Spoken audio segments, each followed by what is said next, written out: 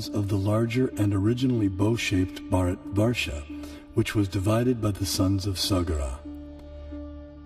Being completely surrounded by water, the islands are mutually unreachable. In the Vedas, Bharat-Khanda, our earth, is also referred to by other names such as Sudarshan-Dvip, Kumarika-Dvip, and Navadvip, etc.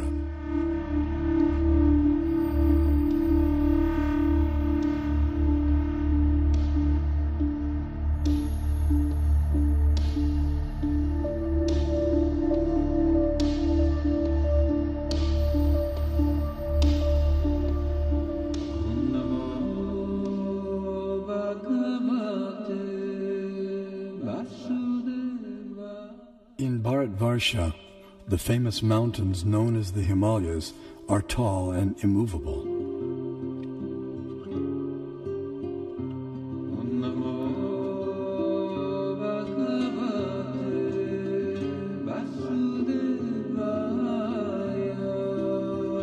Here we find an abode of Lord Shiva, the greatest of the demigods.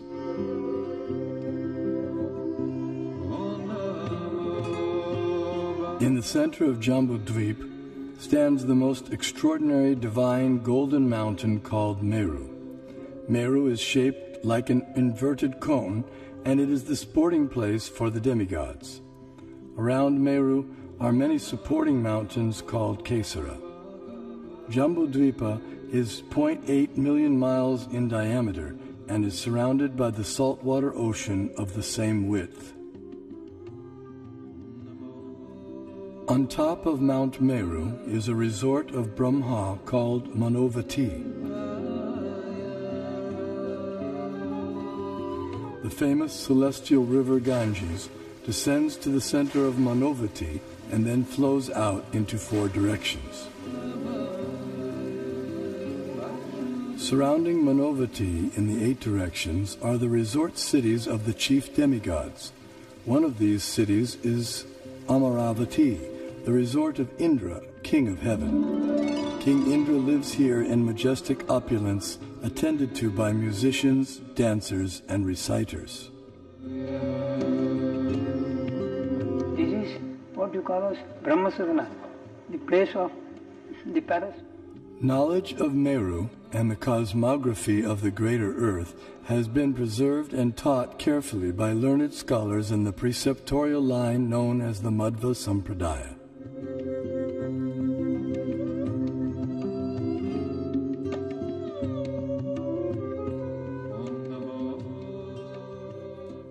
The greater earthly planetary system extends out to the edges of the universe and has a diameter of 4 billion miles.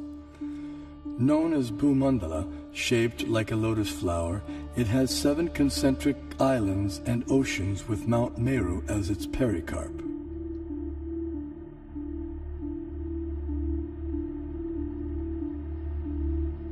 The 7 oceans respectively contain salt water, sugarcane juice, liquor, clarified butter, milk, emulsified yogurt, and sweet drinking water. Sometimes Vedic cosmology is misconstrued as portraying the earth to be a flat disk. This flat earth misconception arises partly due to our inability to understand Vedic nomenclature. A single object may be referred to by several names, and a single name may refer to several objects. For example, the term Earth may be used to describe at least 6 different aspects of cosmology. The Earth we live on is indeed a globe, as explained by the Sanskrit word parimandale, meaning spherical, used in the Mahabharata text.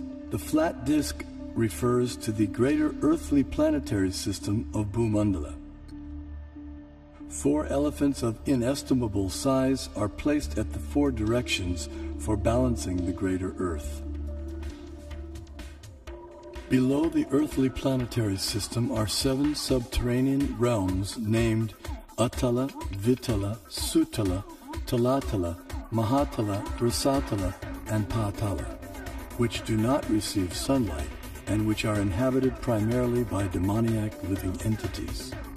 To reach the first one, one must go 80,000 miles downward through underground tunnels. At successive depths of 80,000 miles are the remaining 6 netherworlds, all of which are fully developed underground civilizations. In the 4th level downward, Talatala Loka, lives the magical architect Maya Danava, who has designed many brilliantly decorated cities where proud materialists reside. Below the netherworlds are the 28 hellish planetary systems. The demigod of justice, Yamaraj, judges the unrighteous human beings after their deaths and sends them to one of these planets. There, errant souls are administered appropriate punitive measures corresponding to their misdeeds.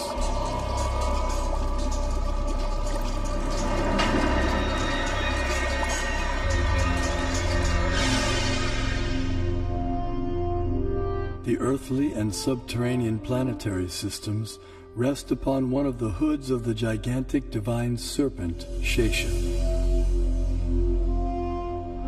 Shesha, in turn, is held up by the colossal transcendental tortoise, Kurma.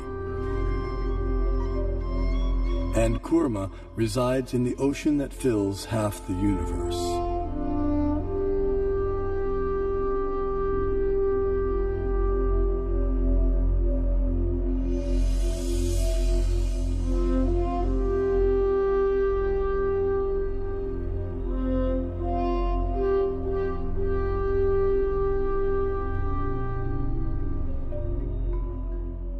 We had the great stalwarts in Kerala, like Madhava, who gave infinite series formulae for sine, cosine, pi, nearly 2 centuries before Newton was born, to teach calculus to the world. Albert Einstein also recognized the contribution of Vedic mathematics to science. We owe a lot to the Indians who taught us how to count, without which no worthwhile discovery could have been made.